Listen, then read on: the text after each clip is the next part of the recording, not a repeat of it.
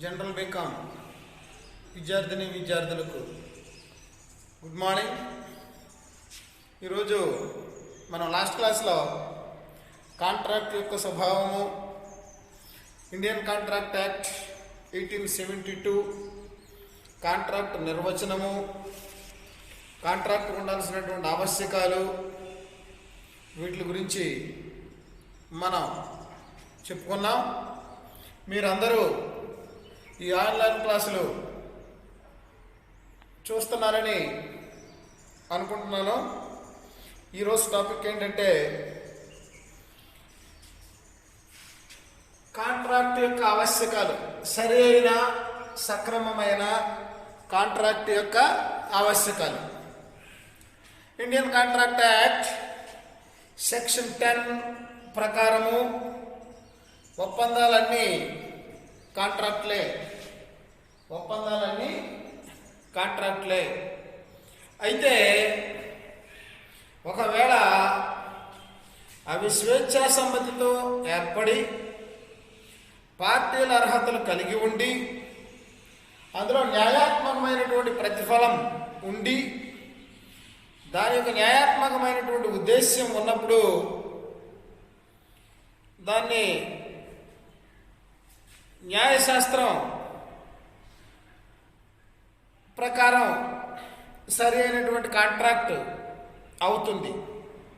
అయితే అది న్యాయశాస్త్రంతో చెల్లనిదిగా ప్రకటించబడి ఉండకూడదు.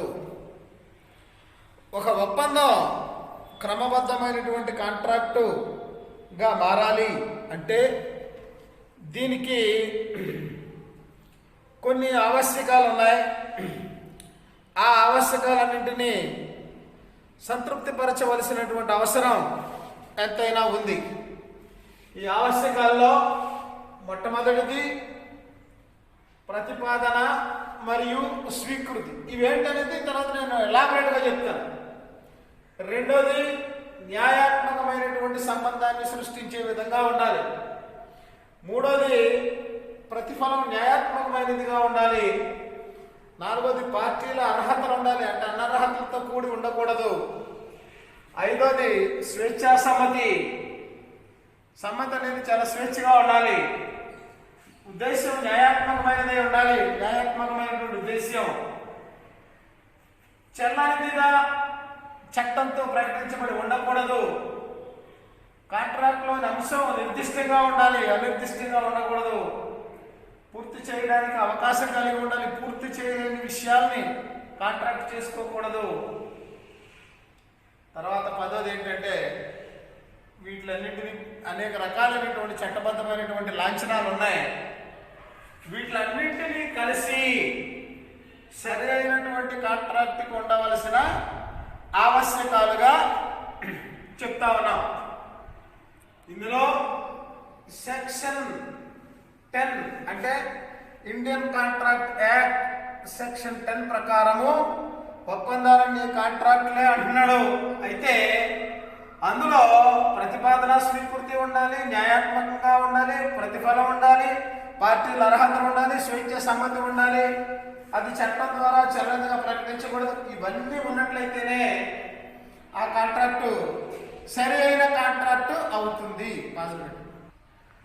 మొట్టమొదటి ఆవశ్యకము ప్రతిపాదన మరియు స్వీకృతి. ప్రతి కాంట్రాక్ట్లోనూ కూడా 2 పార్టీలు ఉండాలి. ఆ 2 పార్టీలు ఒకడు ప్రతిపాదన చేయాలి, రెండో కూడా ప్రతిపాదనకి స్వీకృతి చేయాలి. ప్రతిపాదన అనేది ఖచ్చితంగా ఉండాలి, స్వీకృతి అనేది బేషరతుగా ఉండాలి. స్వీకృతి అనేది ప్రతిపాదనకర్త అడిగిన విధంగానే ప్రతిపాదించబడినటువంటి వ్యక్తి అడిగిన విధంగానే స్వీకృతి ఉండాలి. ఫర్ ఎగ్జాంపుల్, ప్రతిపాదన అంటే నా దగ్గర ఒక బిల్డింగ్ ఉంది, ఆ బిల్డింగ్ని అమ్ముతాను అని ఎదుటి వ్యక్తికి చెప్పినప్పుడు నేను అమ్ముతాను అనేటటువంటి విషయం ప్రతిపాదన అవుతుంది.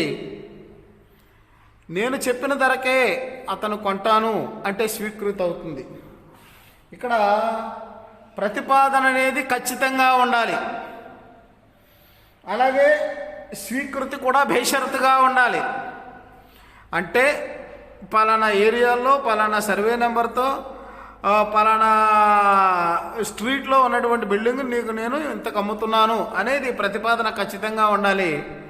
స్వీకృతి కూడా అదే బిల్డింగ్ నేను మీరన్న రేటుకి కొంటున్నాను ఇది ఉండాలి. మళ్ళీ రేటు ఇంత అంత ఎలాగైతే కొంటాను అలాగైతే కొంటానంటే అది ప్రతిపాదన స్వీకృతి కిందకి రాదు. స్వీకృతి అనేది ఎప్పుడు కూడా ప్రతిపాదనకర్త కోరుకునే విధంగా ఉండాలి. ఈ ప్రతిపాదన స్వీకృతి అని మరి సెపరేట్ చాప్టర్ అది. అందులో అసలు ప్రతిపాదన అంటే ఏంటి, స్వీకృతి అంటే ఏంటి డీటెయిల్గా తెలుసుకుందాం. రెండోది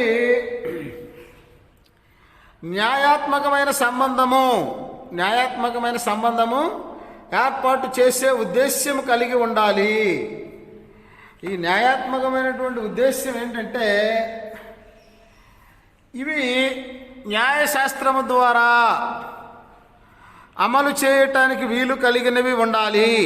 అంటే ఈ కుటుంబ వ్యవహారాలు సాంఘిక స్వభావం కలిగినటువంటి ఒప్పందాలు న్యాయాత్మకమైనటువంటి సంబంధాన్ని ఏర్పాటు చేయలేవు. ఇక్కడ ఈ న్యాయాత్మకమైనటువంటి సంబంధానికి సంబంధించి ఒక కేసు ఉంది, జాఫర్ వర్సెస్ బాలఫర్ వర్సెస్ బాలఫర్ అనేటటువంటి కేసులో ఒక వ్యక్తి అతని యొక్క భార్యకి ప్రతి నెల $30 చెల్లించడానికి అంగీకరించాడు. తరువాత కొంతకాలం తర్వాత భర్త ఆ విధంగా చెల్లించలేకపోయాడు. భార్య భర్త మీద దావా వేసింది. ఈ న్యాయస్థానం భర్తకు అనుకూలంగా తీర్పు ఇవ్వటం జరిగింది. ఎంచేతనంటే వాళ్ళిద్దరి మధ్యన ఏర్పాటు అనేది భార్యాభర్తల సంబంధము అంటే ఇది సాంఘికపరమైనటువంటి సంబంధము. అంచేత ఇది న్యాయాత్మకమైనటువంటి సంబంధాన్ని సృష్టించదు. అంటే ఎవరైనా ఒక పార్టీ రెండవ పార్టీకి కాంట్రాక్ట్ భంగం కలిగించినప్పుడు దాన్ని చట్టపరంగా అమలు చేయటానికి వీలుండాలి. అయితే సాంఘికపరమైనటువంటి సంబంధాల్లో చట్టపరంగా అమలు చేయడానికి వీలు ఉండదు. అయితే కొన్ని సందర్భాల్లో న్యాయాత్మకమైన ఒప్పందం ఉన్నప్పటికీ న్యాయాత్మకమైనటువంటి సంబంధం ఏర్పాటుకు ఉద్దేశం ఉండకపోవచ్చు. అలాంటి ఒప్పందాలు కూడా అమలు చేయటానికి అవకాశం ఉండదు. Rose and Frank company versus Crompton brothers. Rose and Frank company versus Crompton brothers. ఇదేంటంటే టిష్యూ కాగితాల కొనుగోలు అమ్మకాలకి సంబంధించిన అగ్రిమెంట్. ఈ రెండు సంస్థలు అంటే Rose and Frank company versus Crompton brothers వీళ్ళిద్దరూ కూడా లిఖితపూర్వకమైనటువంటి కాంట్రాక్టు ఏర్పాటు చేసుకున్నాయి. ఏర్పాటు చేసుకున్న కాంట్రాక్టు ప్రకారం రెండు పార్టీల మధ్యన వ్యవహారాలు జరగలేదు. దానివల్ల వివాదం వచ్చింది. ఏ పార్టీ కూడా ఇందులో కోర్టులో దావా వేయడానికి అవకాశం లేదు. ఎంచేతనంటే రెండు పార్టీలకి న్యాయాత్మకమైనటువంటి సంబంధం ఏర్పాటు చేయటానికి ఉద్దేశ్యం లేదు. అంచేత ఈ కాంట్రాక్టు చెల్లదు అని న్యాయస్థానం తీర్పు చెప్పడం జరిగింది. అంచేత ఇరు పార్టీల మధ్యన న్యాయాత్మకమైనటువంటి సంబంధాన్ని సృష్టించే విధంగా ఉండాలి తప్ప న్యాయాత్మకమైనటువంటి బాధ్యతను సృష్టించే ఇది లేనప్పుడు ఆ కాంట్రాక్టు సరి అయిన కాంట్రాక్టు కాదు. మూడవది న్యాయాత్మకమైన ప్రతిఫలము. న్యాయాత్మకమైన ప్రతిఫలం అంటే ఏంటంటే, ఒప్పందం ఏదైనా ఒక అగ్రిమెంట్ కాంట్రాక్టుగా మారాలి అంటే దానికి ప్రతిఫలము తప్పనిసరిగా ఉండాలి. ప్రతిఫలం అంటే ఏంటంటే, ఒక వ్యక్తి దగ్గర నుంచి వేరే వ్యక్తికి లభించే ప్రయోజనమే ప్రతిఫలము అవుతుంది. అంటే ఈ ప్రతిఫలము సాధారణమైనటువంటి పరిభాషలో కొంత మొత్తాన్ని బదులుగా, అంటే ఒకరి నుంచి వేరొకరికి అనే దాన్ని ప్రతిఫలముగా చెప్పడం జరిగింది. అయితే ప్రతిఫలం అనేది నగదు రూపంలో మాత్రమే ఉండవలసిన అవసరం లేదు. ఈ ప్రతిఫలం న్యాయాత్మకంగాను వాస్తవికంగా మాత్రమే తప్పనిసరిగా ఉండాలి. ప్రతిఫలము అంటే ఒక పార్టీ వేరే పార్టీకి ఏదైనా ఒక వస్తువును అమ్ముతాను అనే అగ్రిమెంట్ ఉన్నట్లయితే ఇందులో ఈ వస్తువు వేరే వాడికి ప్రతిఫలము, ఆ వస్తువుకు సంబంధించి వేరే వాడికి వచ్చేటువంటి డబ్బు ప్రతిఫలం.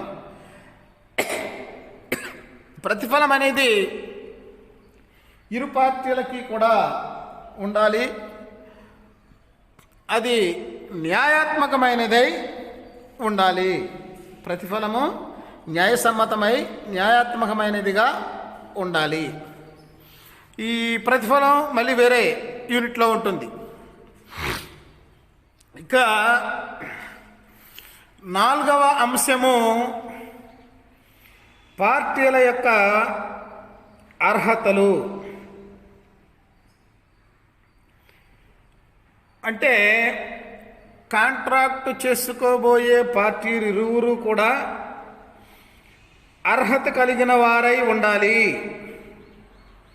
అంటే కాంట్రాక్టు ఏర్పాటుకు అర్హుడై ఉండాలి అని కాంట్రాక్ట్ యాక్ట్ సెక్షన్ 11 మరియు 12 ప్రకారము అనర్హతలు అంటే మైనరు, మతి భ్రమించిన వారు, తాగుబోతులు, ఇలాంటి న్యాయశాస్త్రం చేత కాంట్రాక్టుకు అర్హులు కాదు అని చెప్పబడిన వారు అందరూ అనర్హులే. అంచేత పార్టీలు కాంట్రాక్ట్ చేసుకున్న 2 పార్టీలు కూడా అర్హత కలిగి ఉండాలి. అంటే మేజర్లు అయి ఉండాలి, సరైన ఆలోచన విధానం కలిగి ఉండాలి. ఇవన్నీ అర్హతలు. అలాంటి అర్హతలు ఉండాలి. అనర్హతలతో కూడుకొని ఉన్న వారు చేసుకునే అగ్రిమెంట్స్ చెల్లవు.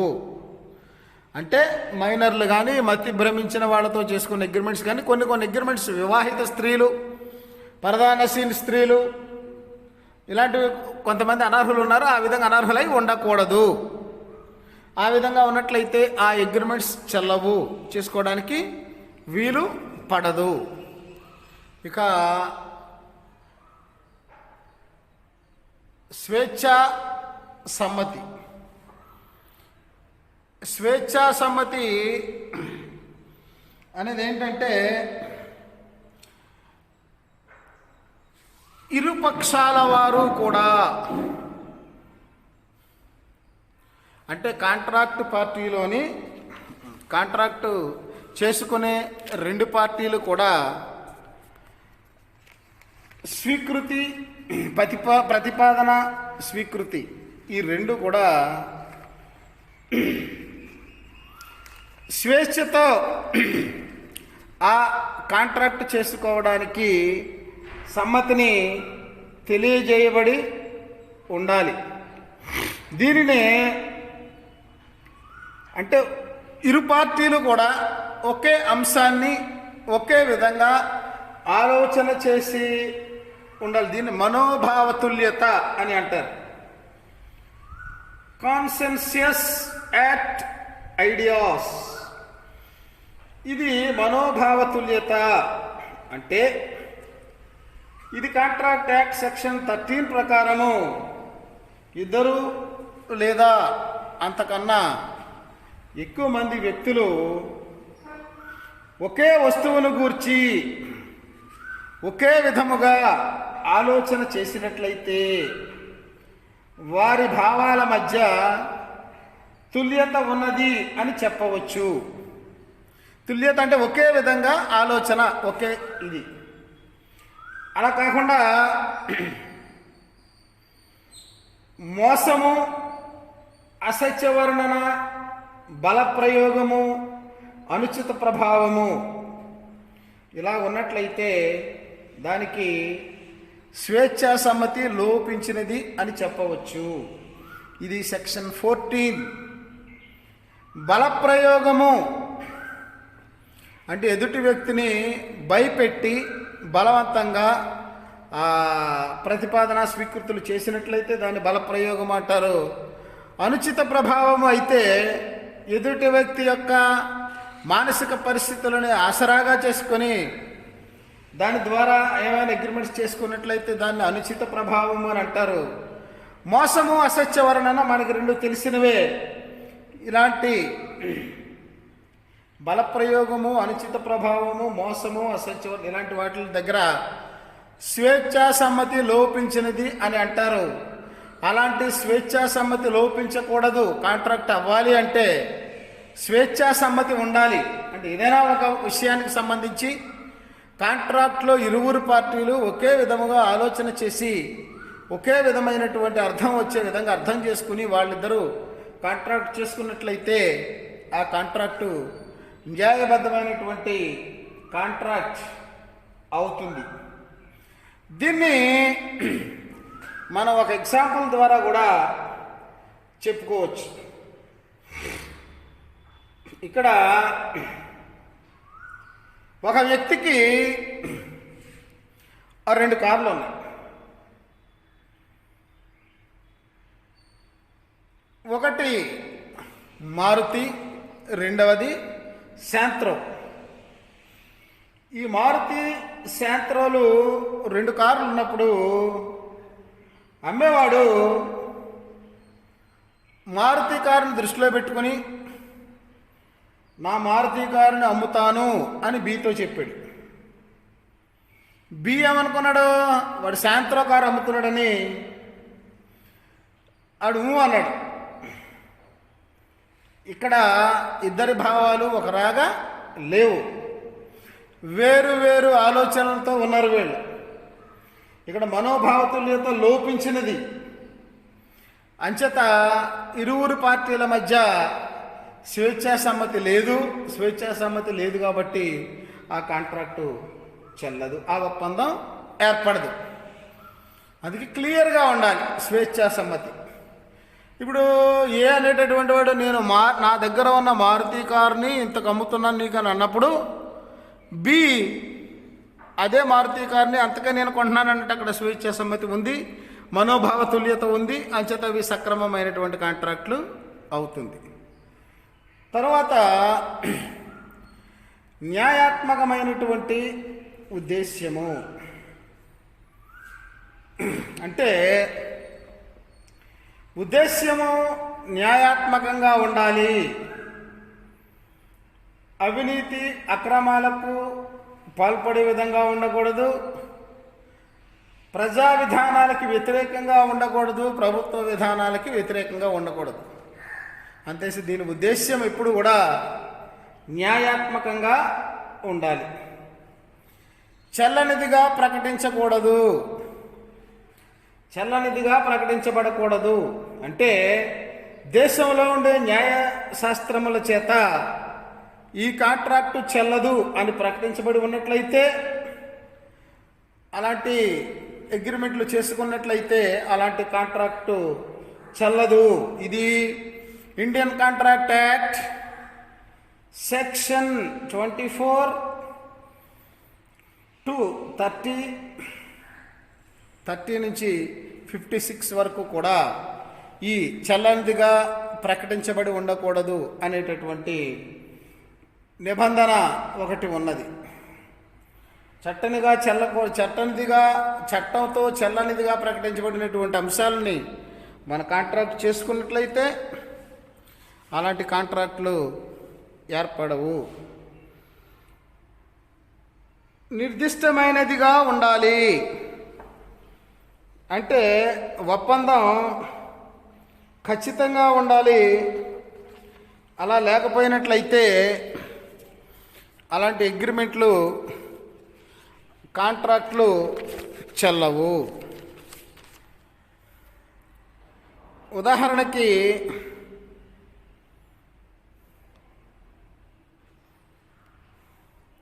నిర్దిష్టంగా ఉండాలనేది ఏంటంటే, నా దగ్గర ఒక వాహనం ఉంది అమ్ముతాను అంటాం. వాహనం అంటే సైకిల్ అయినా వాహనం అవ్వచ్చు, బండి అయినా వాహనం అవ్వచ్చు, కారు అయినా వాహనం అవ్వచ్చు, ఏదైనా అవ్వచ్చు. ఇందులో నిర్దిష్టత లేదు. నా దగ్గర ఉన్న ఫలానా హీరో హోండా కంపెనీ బండి ఫలానా నెంబర్తో కలిగి ఉన్నటువంటి బండి నీకు ఇంతకు అమ్ముతున్నాను అని ఇక్కడ నిర్దిష్టత ఉంది. అలా నిర్దిష్టంగా ఉండాలి తప్ప ఏదో లాగా ఉండకూడదు. అలాంటి అగ్రిమెంట్స్ అన్నీ కూడా చెల్లుతాయి, కాంట్రాక్ట్లు అవుతాయి. రెండోది, పూర్తి చేయటానికి అవకాశం ఉండాలి. కాంట్రాక్టు ఇరు పార్టీలు ఏదైనా ఒక కాంట్రాక్ట్ చేసుకున్న తర్వాత ఇద్దరు పార్టీలు కూడా దాన్ని పూర్తి చేయడానికి వీలు కలిగి ఉండాలి. అలాగా వీలు లేని కాంట్రాక్టులు చేసుకున్నట్లయితే అలాంటి కాంట్రాక్టులు అమలుపరచడానికి అవకాశం లేదు. దాని అంతటా అదే క్లోజ్ అయిపోతుంది. ఉదాహరణకి చనిపోయినటువంటి వ్యక్తిని నేను బ్రతికించగలను. అది ఎవడైనా చేయగల పనా? చేయలేని పని. నేను చంద్రమండలం మీదకి వెళ్ళొచ్చిన తర్వాత నీ అప్పు తీరుస్తాను. వీడు చంద్రమండలం మీదకి ఎప్పుడు వస్తాడు? అలాగా పార్టీలు అమలుపరచడానికి వీలు ఉండాలి. అలాగ అమలుపరచడానికి వీలు లేకపోయినట్లయితే అవి చెల్లని అవుతాయి. ఎందుకంటే అది పూర్తి చేయడానికి అవకాశం ఉండదు. చనిపోయిన వాడిని బతికిస్తాను, లేచి కూర్చోబెడతాను, ఇలాంటి విషయాలన్నీ కూడా జరగని విషయాలు. తర్వాత చట్టపరమైనటువంటి లాంఛనాలు. కాంట్రాక్టు ఏర్పడాలి అంటే దానికి చట్టపూర్వకంగా అనేక రకాలైనటువంటి లాంఛనాలు ఉన్నాయి. అవి ఏంటంటే మౌఖికంగానూ ఉండవచ్చు, లిఖితపూర్వకంగానూ చేసుకోవచ్చు. అలాగే న్యాయాత్మకంగా ఎలాంటి వ్యత్యాసము ఉండకూడదు. రెండు పార్టీలకి ప్రయోజనాలు ఉండాలి. ఇద్దరు పార్టీలకి క్షేమంగా ఉండాలంటే లిఖితపూర్వకం ఉండడం మంచిది. కొన్ని సందర్భాల్లో ఇలాంటి లాంఛనాలన్నింటినీ పూర్తి చేయవలసి ఉంటుంది. అంచేత ఏదైనా ఒక ఒప్పందం కాంట్రాక్టు అవ్వాలంటే అది చట్టబద్ధమైనటువంటి లాంఛనాలన్నింటినీ పూర్తి చేయవలసి ఉంటుంది. కొన్ని సందర్భాల్లో కాంట్రాక్టు పత్రాల మీద స్టాంపులు వేయవలసి ఉంటుంది, స్టాంపులు అతికించవలసి ఉంటుంది. కొన్ని కాంట్రాక్టులు రిజిస్ట్రేషన్ చేయించవలసి ఉంటుంది. సెక్షన్ 10 రెండవ పేరా ఈ విధంగా కాంట్రాక్టు చట్టబద్ధమైనటువంటి అనేక లాంఛనాలని పూర్తి చేయవలసి ఉంటుంది. ఈ విధంగా ఏర్పడినటువంటి కాంట్రాక్టుని వర్గీకరణ చేసినట్లయితే చెల్లే స్వభావమును బట్టి కాంట్రాక్టుల వర్గీకరణ, ఏర్పాటు ప్రకారం వర్గీకరణ, పూర్తి చేయటానికి సంబంధించి వర్గీకరణ, ఇవన్నీ మనం తర్వాత నెక్స్ట్ క్లాస్లో చెప్పుకుందాం. ఈ కాంట్రాక్ట్ ఆవశ్యకాలన్నీ ఫుల్ఫిల్ చేయగలిగినట్లయితేనే అది సరి అయిన కాంట్రాక్టు అవుతుంది. కాంట్రాక్టుకి ఉండవలసిన ఆవశ్యకాలు ఇవన్నీ: ప్రతిపాదన, స్వీకృతి, న్యాయాత్మకమైన సంబంధము, న్యాయాత్మకమైన ప్రతిఫలము, పార్టీల యొక్క అర్హతలు, స్వేచ్ఛ, సమ్మతి, న్యాయాత్మకమైనటువంటి ఉద్దేశ్యము, చెల్లదగినదిగా ప్రకటించబడి ఉండకూడదు, నిర్దిష్టంగా ఉండాలి, పూర్తి చేయటానికి అవకాశం ఉండాలి, చట్టపరమైనటువంటి లాంఛనాలన్నింటినీ పూర్తి చేయాలి. ఇది ఇవాల్టి లెసన్. నెక్స్ట్ క్లాస్లో వర్గీకరణ గురించి చెప్పుకుందాం. మీరందరూ బాగా చదవండి, ఇంటి దగ్గర ఉండండి జాగ్రత్తగా, హాయిగా.